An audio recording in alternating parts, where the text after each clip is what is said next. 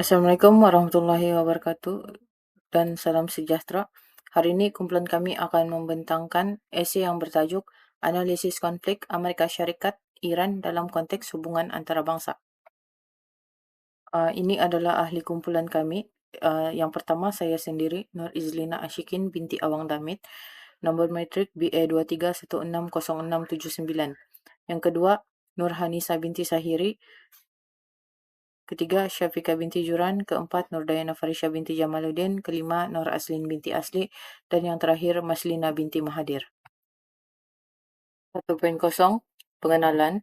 Hubungan antara Amerika Syarikat dan Iran merupakan antara isu penting dalam hubungan antarabangsa kerana melibatkan aspek keselamatan, politik, ekonomi dan geopolitik.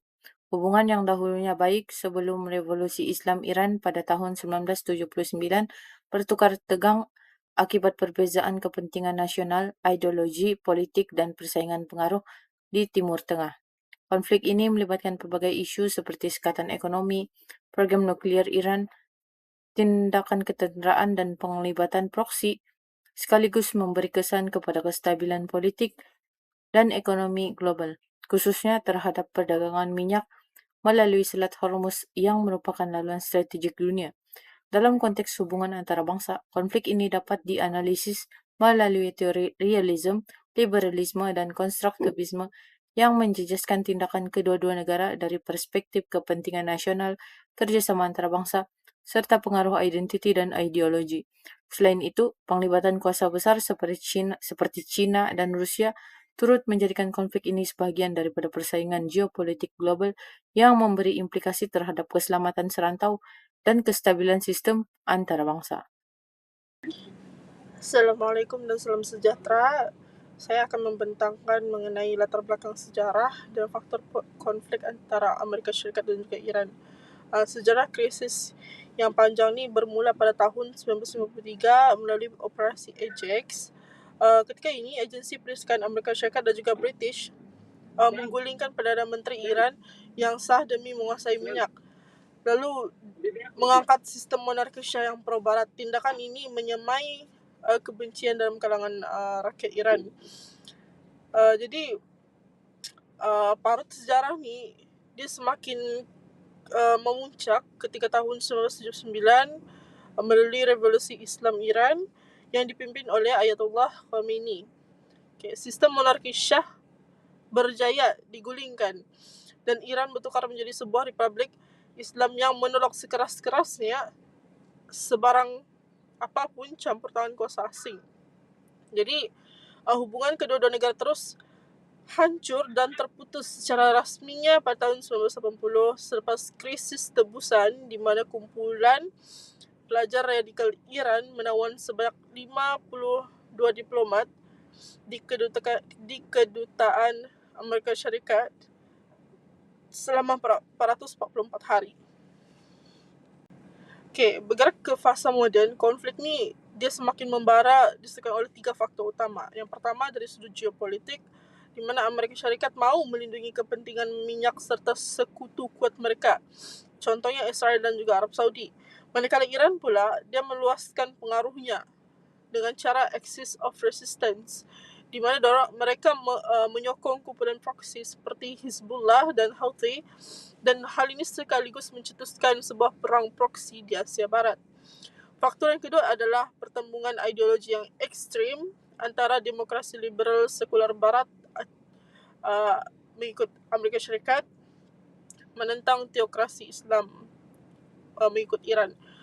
Perbezaan dari segi nilai ini mewujudkan sebuah propaganda yang sangat-sangat agresif di mana kedua-dua negara ini saling memanggil satu sama lain sebagai sebuah ancaman global.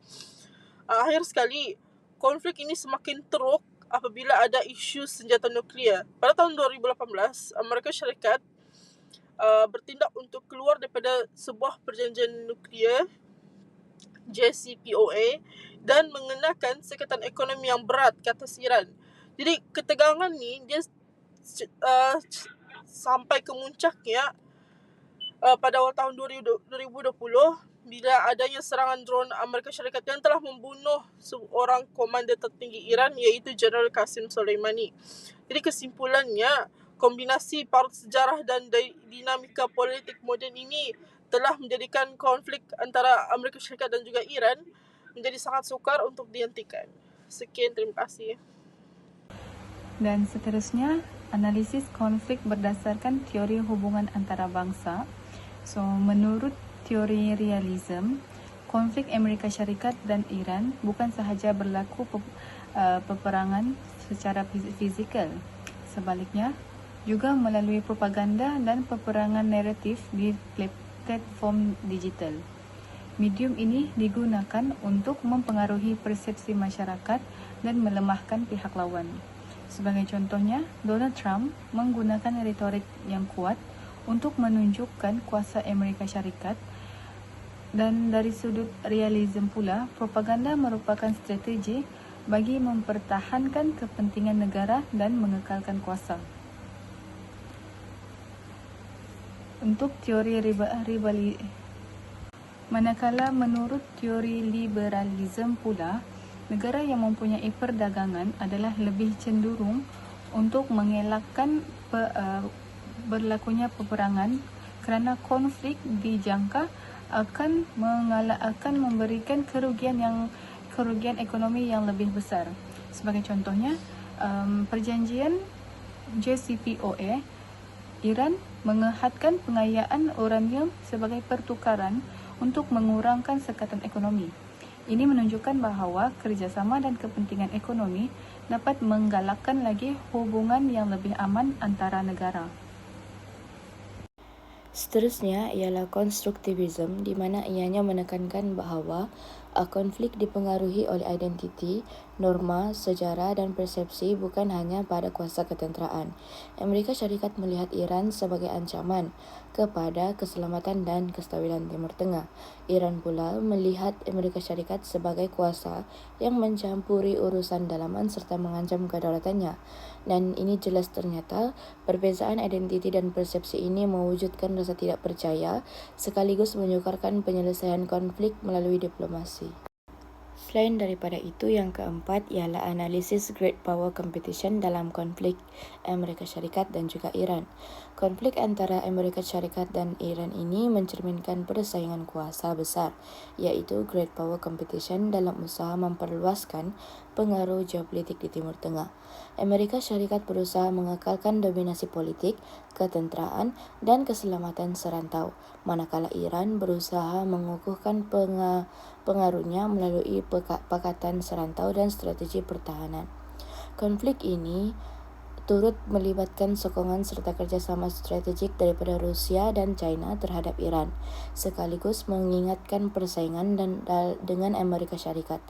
Persaingan ini bukan sahaja melibatkan konflik dua hala, tetapi turut mempengaruhi keseimbangan kuasa, keselamatan serantau dan kestabilan sistem antarabangsa. Sejajar dengan itu, kita teruskan dengan aspek ketenteraan. Amerika Syarikat mengekalkan kehadiran tentera di Timur Tengah melalui pangkalan tentera dan armada laut bagi melindungi kepentingan strategik serta sekutunya. Selain daripada itu, Iran menggunakan strategi peperangan yang tidak simetri seperti peluru berpandu balistik, drone dan kumpulan proksi untuk mengimbangi kelebihan ketenteraan Amerika Syarikat. Kedua-dua negara bersaing dalam pembangunan teknologi ketenteraan moden termasuk drone, sistem pertahanan udara dan peperangan cyber. Dan seterusnya, aspek ketenteraan ini menunjukkan konflik Amerika Syarikat dan juga Iran merupakan sebahagian daripada Great Power Competition, iaitu persaingan untuk mengekalkan pengaruh dan keseimbangan kuasa di Timur Tengah. Assalamualaikum dan salam sejahtera. Saya Maslina binti Mahathir, nombor matriks BA23110586. Saya punya bahagian di 4.2 aspek ekonomi, iaitu yang pertama pembentukan pakatan anti-hegemoni. Menurut pakar strategi seperti Zbigniew Brzezinski pada tahun 1997, tekanan berterusan AS terhadap Iran secara berterusan sudah mencetuskan pakatan anti-hegemoni antara Iran, Rusia dan China untuk kasih ikat dan mencabar dominasi Washington di Timur Tengah. Yang kedua, China sebagai kuasa pendamai alternatif. Menurut pakar perhubungan antarabangsa Dr. Jonathan Fulton pada tahun 2003, AS sibuk dengan diplomasi paksaan. China mengambil peluang mengisi kekosongan tersebut dengan bertindak sebagai pendamai global. Sebagai contoh, mendamaikan Iran Arab Saudi pada tahun 2023 tanpa bantuan Washington. Yang ketiga, dari segi ekonomi, Pakatan Ketenteraan Taktikal Rusia Iran.